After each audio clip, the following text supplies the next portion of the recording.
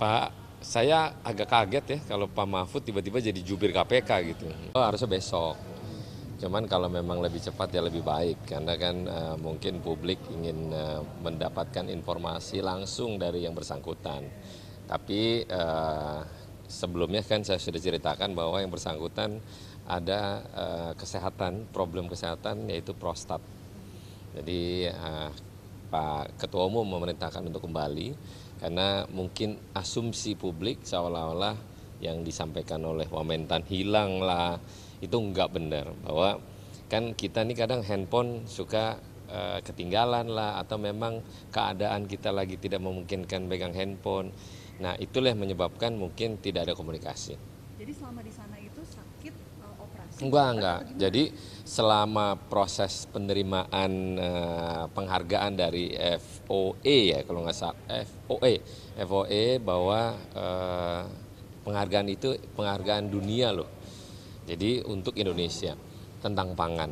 Jadi setelah penggeledahan mungkin dia dapat informasi dan akhirnya ya kita maklumin bahwa stres sekali. Kambuh prostatnya. Nah, mungkin dia berobat untuk pemeriksaan lebih lanjut untuk menyembuhkan prostatnya dia. Kan kalau orang prostat kayak Om Yan tuh kan susah. Kasihan, dia nggak bisa gerak kayak gitu. Jadi bukan karena hilang atau menghindar untuk kembali ke tanah air, enggak.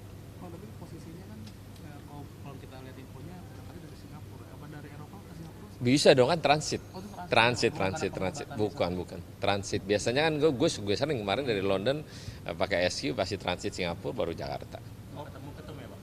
Hari ini langsung ketemu. Mustinya sih ketemu ya, tapi ketemu kan di atas. Kita tunggu dia langsung ke sini apa enggak. Ya. Pakai komunikasi seperti apa, Bang? Terakhir ketemu sih dia akan balik Jakarta, akan ketemu ketum. Tapi nggak tahu ya kalau nanti akhirnya berubah rencana dia mau ke sini atau enggak. Yang pasti Babe ada di atas. Berarti info penerbangan maskapai itu benar adanya ya? Gue baru tahu sih, karena tadi kawan-kawan memberitakan lebih cepat dari informasi ke Nasdem malah. Tadi SQ 964 ya, jam 6. Kaget juga, gila, dari mana nih? Karena kita tahu besok. Ya mungkin benar, kalau memang dia welcome di bandara dan teman-teman wartawan bisa ketemu dia, itu lebih bagus. Supaya bisa memberikan satu statement lah yang bersangkutan tentang perkara yang dihadapi. Kalau Nasdem sendiri gimana, Bang, sikapnya terkait perkara ini?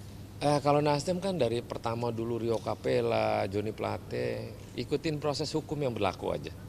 Jadi sesuai mekanisme ya kita hormati proses hukum KPK dan dia harus ikutin prosesnya, nggak boleh enggak. Pak Mahfud bilang katanya sudah dapat info kalau Pak SL ini tersangka, Pak. Nah, dari Nasdem sudah dapat informasi belum? Pak, saya agak kaget ya kalau Pak Mahfud tiba-tiba jadi jubir KPK gitu. Nah kan ya sebenarnya kan KPK yang harus jawab resmi. Tapi kan selama ini KPK belum memberikan statement resmi apakah yang bersangkutan tersangka atau tidak. Kan biasanya KPK kalau udah mau ngumumin resmi kan orangnya langsung ditahan biasanya gitu kan. Nah tapi kan ini belum. Nah kaget kalau Pak Mahfud mengomentari hal demikian bahwa sudah tersangka. Sejak kapan Pak Menko jadi jubirnya KPK gitu? Agak kaget sih, cuman ya saya bertanya balik, Pak Menko mungkin dapat informasi dari orang-orang yang bisa diberikan mendapatkan informasi itu. Izin menegaskan berarti Pak Surya Paloh hari ini di kantor Nasdem menunggu kedatangan Pak SL. Enggak menunggu, memang Pak Surya memang pulangnya kan selalu jam malam. Tapi kalau dia datang syukur, enggak juga nggak apa-apa. Kan tidak harus ditugasin harus ke sini. Tapi Pak Surya ada di atas. Bang, kalau soal penggeledahan yang di rumahnya Makassar itu juga sudah dapat info belum? Belum, baru tahu tadi. Ada berita disita mobil Audi kalau nggak salah kalau dengar ya. Ya itu kan proses dari KPK ya nggak apa-apa. Kan namanya penggeledahan hanya bukan di rumah dinas tapi di rumah pribadinya. Tapi setibanya di Jakarta ini apakah sudah ada informasi langsung ditahan atau gimana? Enggak ada. Kan dia belum dipanggil sebagai tersangka loh. Masih informasi yang sifatnya benar atau tidak, tapi KPK belum memberikan statement resminya. Tapi kalau berproses di publik bahwa ini tersangka segala macam, ya biarlah itu berproses, tapi tetap kita menunggu hasil resmi statement dari KPK.